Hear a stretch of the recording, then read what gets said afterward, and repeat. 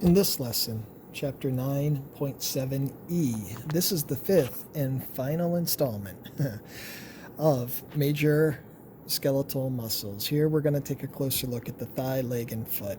When we're done, you'll be able to identify and locate the skeletal muscles of these regions and describe the actions of each muscle. Muscles that move the thigh. The muscles that move the thigh are attached to the femur and to part of the pelvic girdle. Important exceptions are the sartorius and rectus femoris described later. The muscles can be separated into an anterior group that primarily flexes the hip, a posterior group that extends the hip and abducts or rotates the thigh, and a medial group that primarily adducts the thigh. The movement of flexion and extension of the hip may be less obvious than at other joints. Movements of the femur forward and upward flex the hip. Movement of the femur down or to the back extend the hip. The hip is extended in the anatomical position.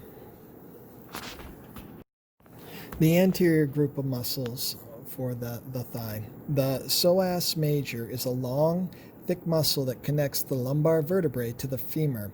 It flexes the hip. The iliacus is a large fan-shaped muscle, lies along the lateral side of the psoas major. The iliacus and the psoas major are the primary flexors of the hip, and they advance the lower limb in walking movements.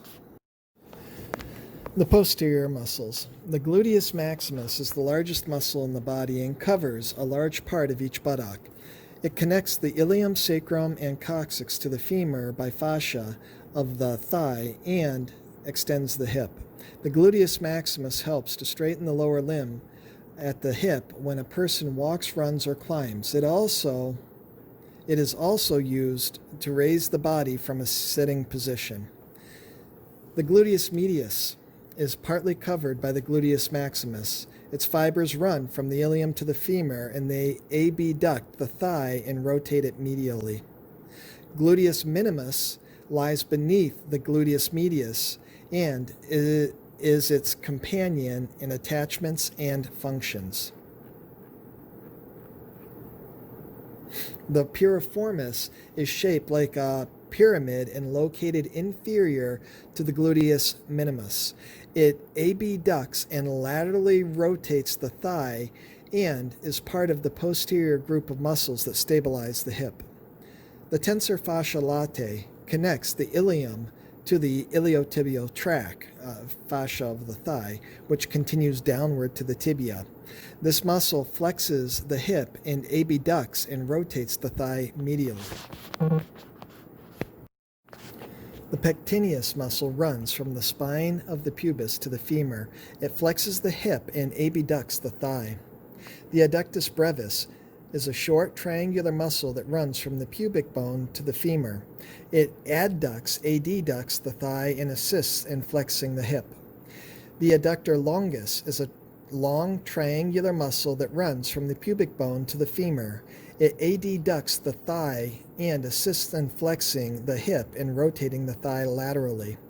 The adductor magnus is the largest adductor of the thigh. It is a triangular muscle that connects the ischium to the femur. It adducts the thigh and portions assist in flexing or extending the hip.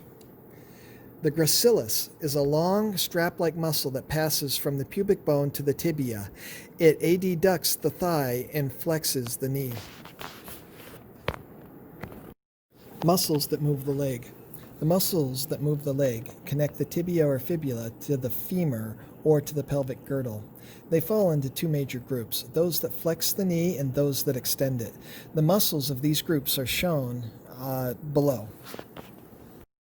The flexors of the leg. The large muscle group on the posterior thigh, called the hamstring, is the primary flexor of the knee. Its three parts are the biceps femoris, the semitendinosus, and the semimembranosus.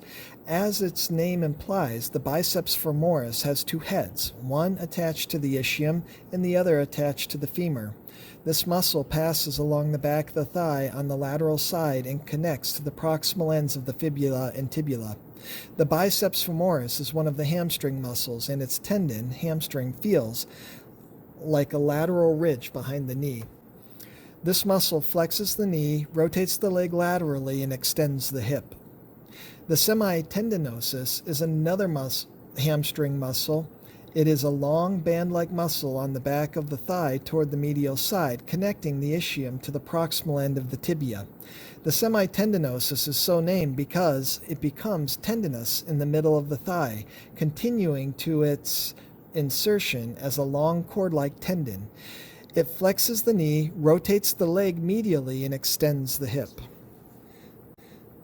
The semimembranosus is the third hamstring muscle and is the most medially located muscle in the back of the thigh. It connects the ischium to the tibia and flexes the knee, rotates the leg medially, and extends the hip. Strenuous running or kicking motions can tear the tendinous attachments of the hamstring muscles to the ischial tuberosity. Internal bleeding from damaged blood vessels that supply the muscles usually occurs with this painful injury commonly called a pulled hamstring. The sartorius is an elongated, strap-like muscle that passes obliquely across the front of the thigh and then descends over the medial side of the knee. It connects the ilium to the tibia and flexes the knee and the hip. It can also abduct the thigh, rotate the thigh laterally, and rotate the leg medially. The extensors of the leg. The large muscle group called the quadriceps femoris occupies the front sides of the thigh and is the primary extensor of the knee. It is composed of 4 parts: rectus femoris, vastus lateralis, and vastus medialis, and vastus intermedius. These parts connect the ilium and femur to a common patellar tendon which passes over the front of the knee and attaches to the patella. This tendon then continues as the patellar ligament to the tibia. Because the rectus femoris originates on the ilium, it can flex the hip. Muscles that move the foot. Movements of the foot include movements of the ankle and toes. A number of muscles that move the foot are in the leg. They attach the femur, tibia, and fibula to bones of the foot and move the foot upward, dorsiflexion, or downward, plantar flexion, and turn the foot so that plantar surfaces face medially, which is inversion, or plantar surfaces face laterally, which is eversion of the foot. And these muscles are as follows. The dorsiflexors of the foot. First, we have the tibialis anterior. It is an elongated, spindle-shaped muscle located on the front of the leg. It arises from the surface of the tibia, passes medially over the distal end of the tibia, and attaches to the bones of the foot. Contraction of the tibialis anterior causes dorsiflexion and inversion of the foot. Next, we have the fibularis tertius. Fibularis tertius, which is a muscle of variable size that connects the fibula to the lateral side of the foot. It functions in dorsiflexion and eversion of the foot. Next, we have the extensor digitorum longus, which is situated along the lateral side of the leg just behind the tibialis anterior. It arises from the proximal end of the tibia and the shaft of the fibula. Its tendon divides into 4 parts as it passes over the front of the ankle. These parts continue over the surface of the foot and attach to the 4 lateral toes. The actions of the extensor digitorum longus include dorsiflexion of the foot, eversion of the foot, and extension of the toes. The extensor hallucis longus connects the anterior fibula with the great toe. Actions include extension of the great toe, dorsiflexion, and inversion of the foot. The plantar flexors of the foot. We'll begin with the gastrocnemius. The gastrocnemius on the back of the leg forms part of the calf. It arises by 2 heads from the femur. The distal end of this muscle joins the strong calcaneal tendon, or the Achilles tendon, that descends to the heel and attaches to the calcaneus. The gastrocnemius is a powerful plantar flexor of the foot and aids in pushing the body forward when a person walks or runs. It also flexes the knee. The soleus is a thick, flat muscle located beneath the gastrocnemius, and together these two muscles form the calf of the leg. The soleus arises from the tibia and fibula, and it inserts at the heel by way of the calcaneal tendon. It acts with the gastrocnemius to cause plantar flexion of the foot. The plantaris connects the femur to the heel, where it inserts with the gastrocnemius and soleus via the calcaneal tendon. When the plantaris contracts, it plantar flexes the foot, and because it crosses the knee joint, it also flexes the knee. The digitorum longus runs from the posterior surface of the tibia to the foot. Its tendon passes along the plantar surface of the foot. There, the tendons divide into four parts that attach to the distal phalanges of the four lateral toes. This muscle assists in plantar flexion of the foot, flexion of the four lateral toes, and inversion of the foot. The inverters of the foot. We have the tibialis posterior, is the deepest of the muscles of the back of the leg. It connects the fibula and tibia to the ankle bones by means of a tendon that curves under the medial malleolus. This muscle assists in inversion and plantar flexion of the foot. The extensor hallucis longus also inverts the foot because it pulls up on the medial portion. And lastly, we have the everters of the foot. We have the fibularis longus, is a long strap-like muscle located on the lateral side of the leg. It connects the tibia and fibula to the foot by means of a stout tendon that passes behind the lateral malleolus.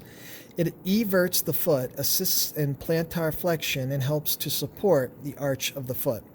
Fascia in various regions of the ankle thicken to form a retinacula, as in the wrist.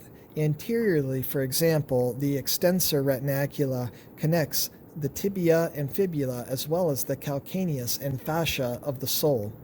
These retinacula form sheaths for tendons crossing the front of the ankle. Posteriorly, on the inside, a flexor retinaculum runs between the medial malleolus and calcaneus and forms sheaths for tendons passing beneath the foot. Fibular retinacula connect the lateral malleolus and calcaneus, providing sheaths for tendons on the lateral side of the ankle.